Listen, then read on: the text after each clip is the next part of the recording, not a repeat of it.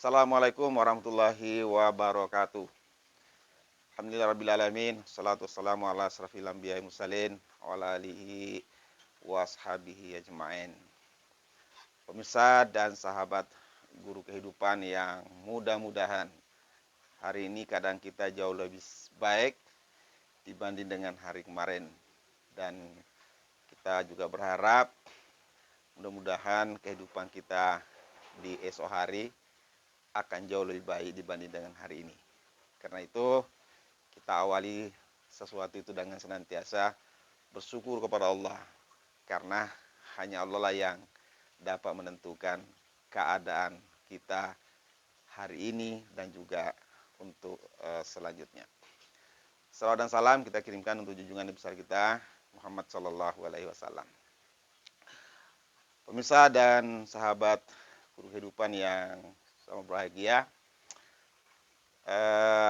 tema ngobrol kita pada kesempatan ini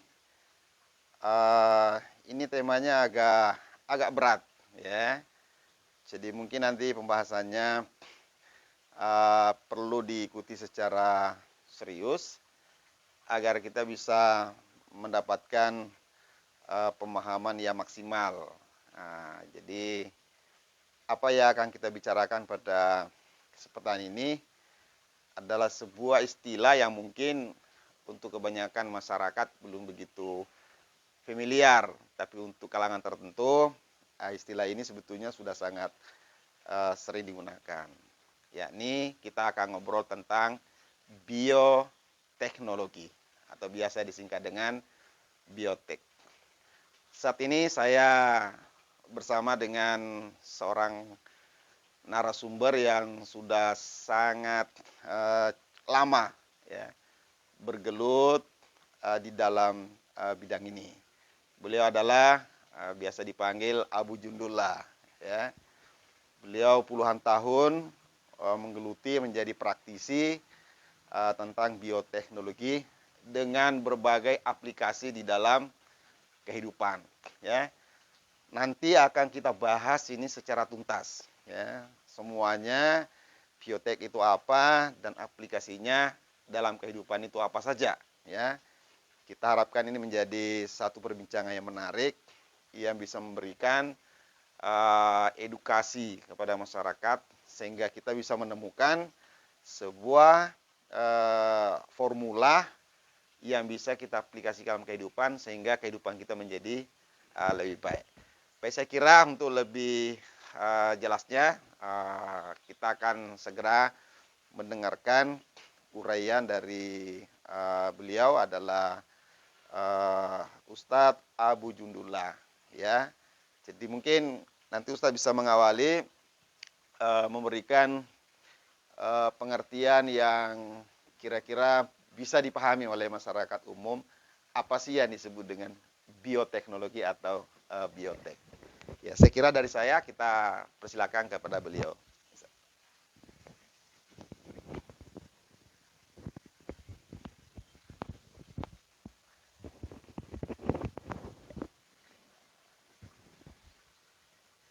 Bismillahirrahmanirrahim.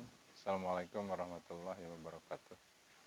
Innal hamdalillah nahmadu wa nasta'inuhu wa nastaghfiruh wa na'udzu billahi min shururi anfusina wa min sayyiati a'malina. May yahdihillahu fala mudilla lahu wa may yudlil fala hadiyalah. Asyhadu an la ilaha illallah wa asyhadu anna Muhammadan abduhu wa rasuluh, amma ba'd. Puji syukur pada Allah atas segala rahmat, nikmat dan karunia-Nya.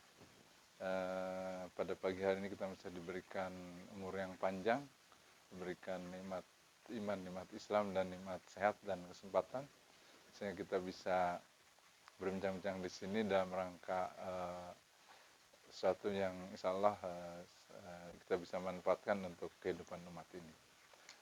Salawat dan salam tetap tercurah pada junjungan kita Nabi besar Muhammad SAW, para keluarga, para sahabat tabi'in, tabi'ut, dan para umatnya masih istiqomah di jalan beliau hingga hari kiamat. Mudah-mudahan dapat syafaat dari Rasulullah SAW.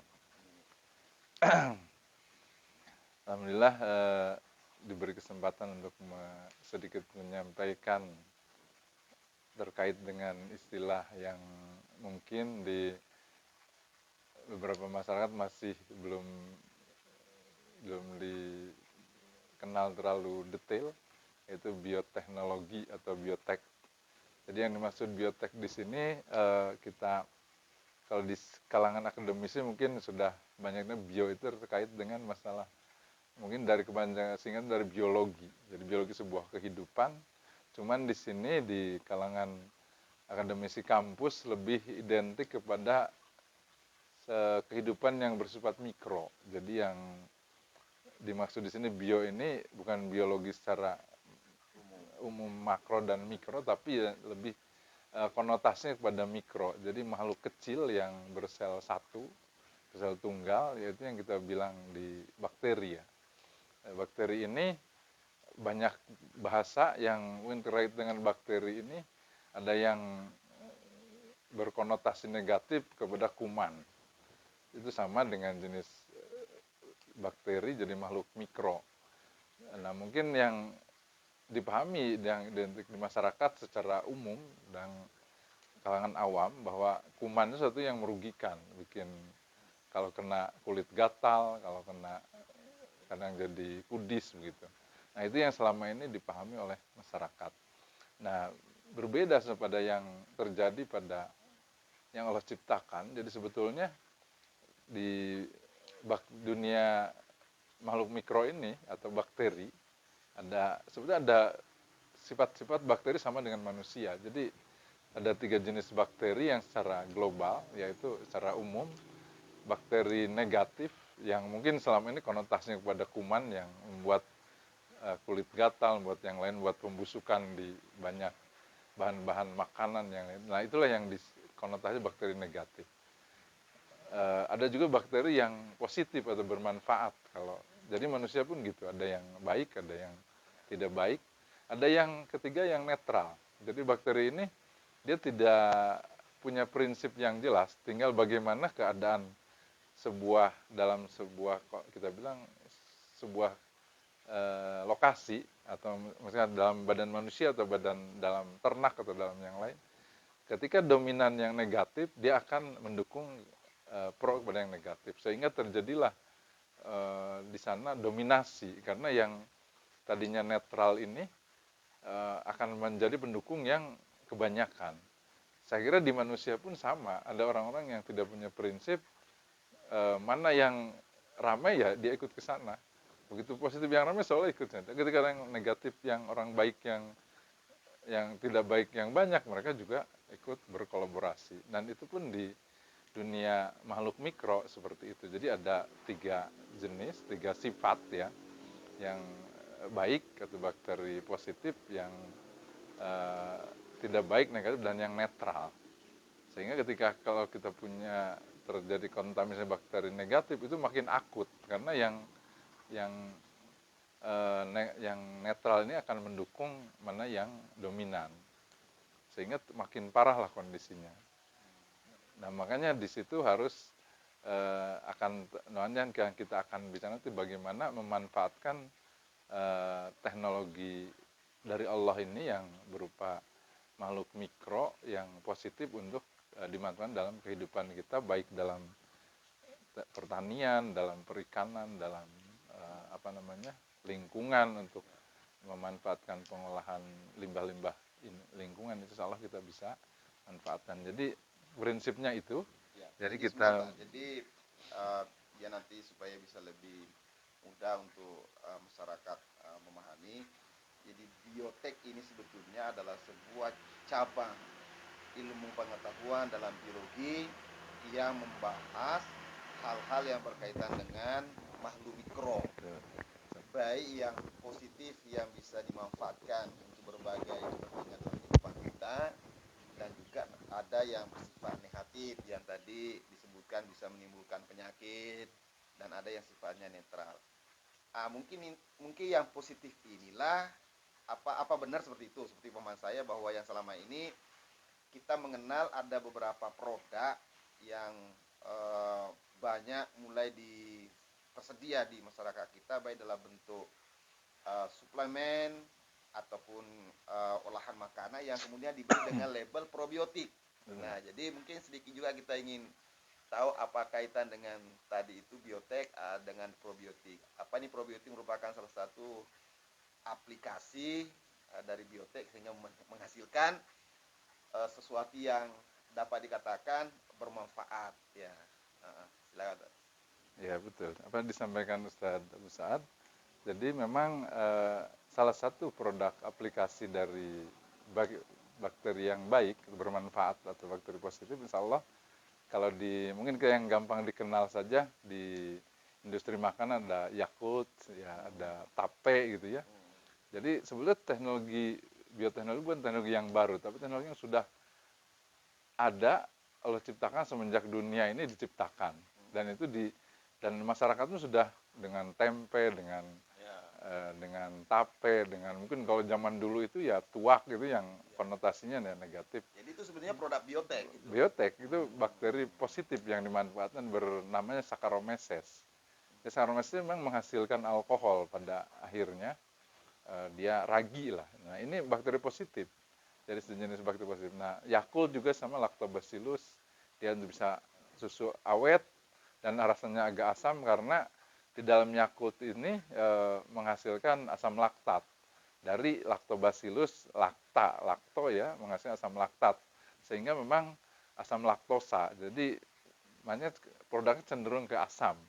Jadi makanya rasa Yakult itu susu tapi yang sudah rasanya asam karena makin lama makin asam karena bakteri terus memproduksi asam laktat makin lama. Nah, susunya dijadikan nutrisi dan gulanya. Nah, itulah aplikasi dari salah satu aplikasi dari bakteri bermanfaat di dalam industri makanan. Dalam roti juga begitu, kita memberikan semacam parnipan itu juga ragi roti. Sama. Jadi sebetulnya sudah di masa ini sudah dikenal, cuman sebenarnya tidak, istilahnya yang belum terkonek gitu. Jadi sebetulnya setiap hari ini masyarakat sudah menggunakan, sudah memanfaatkan, sudah mengkonsumsi hasil dari bioteknologi ini sebetulnya. Hanya saja secara istilah, apalagi secara teori mungkin masyarakat tidak begitu paham. Nah, inilah edukasi ini kita ingin lakukan supaya apa yang kita gunakan di dalam kehidupan masyarakat secara tidak langsung nanti pelan-pelan kita memahami dulu keilmuannya. Betul. Dan dengan kita memahami begini nanti bukan sekedar kita mengkonsumsi dalam sehari-hari, tapi nanti bisa ditingkatkan kepada hal yang lebih manfaatnya lebih besar. Betul. Nah itulah maksudnya kita ngobrolin tentang masalah ini. Ya, silakan kita sampaikan.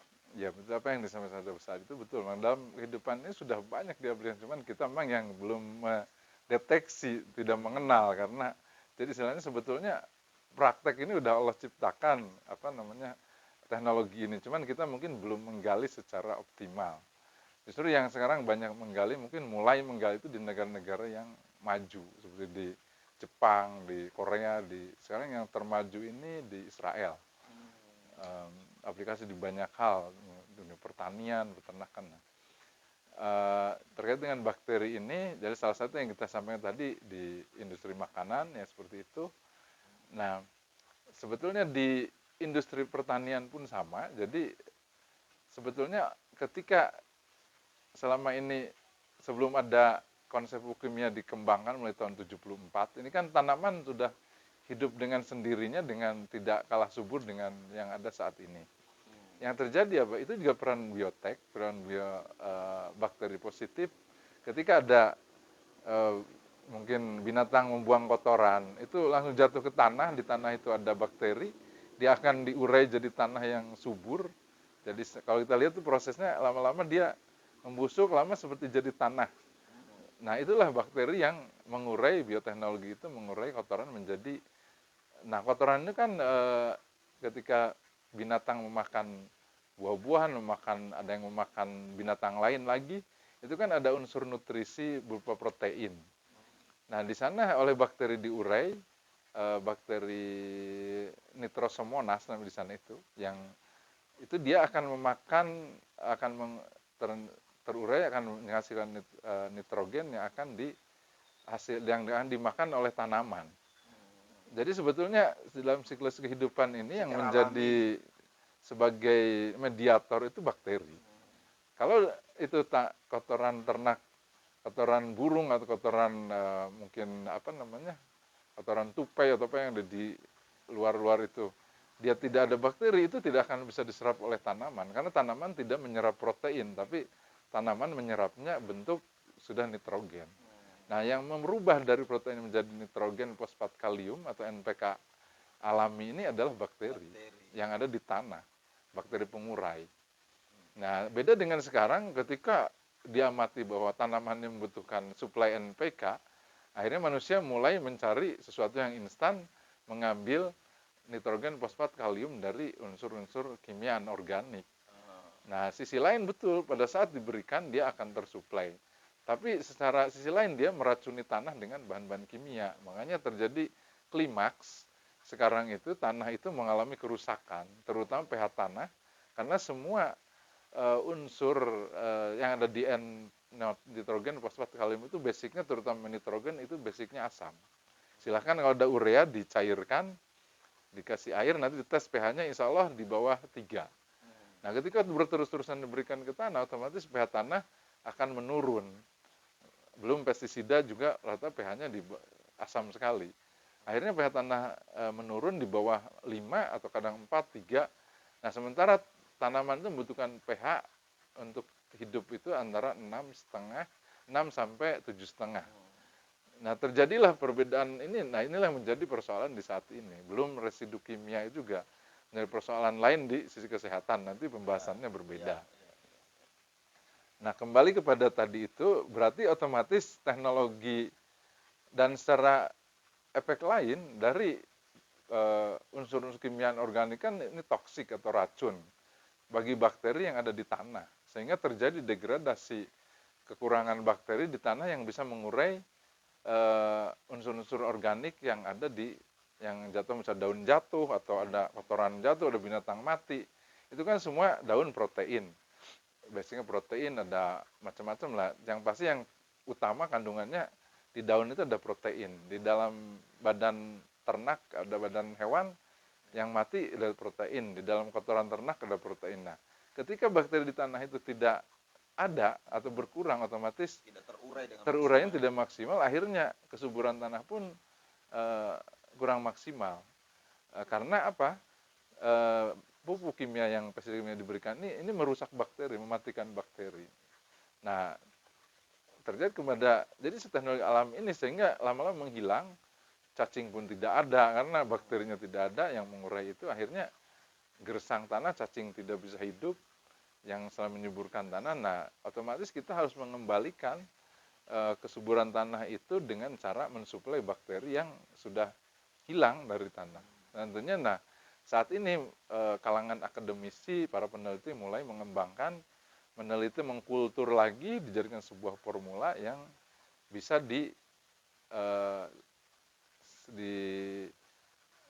diberikan ke tanah untuk mensuplai bakteri pengurai. Jadi itulah yang saat ini mungkin dikenal sebagai bioteknologi. Jadi sebetulnya ini bukan teknologi baru, ini sudah teknologi Allah ciptakan dari awal ketika alam semesta diciptakan. Jadi kita hanya menggali ulang karena keadaan yang seperti ini sehingga membutuhkan ibaratnya di alamnya sudah tidak ada, mau nggak mau ya cari bibit lagi yang kita bisa support di tanah yang sudah degradasi bakteri positif itu tadi.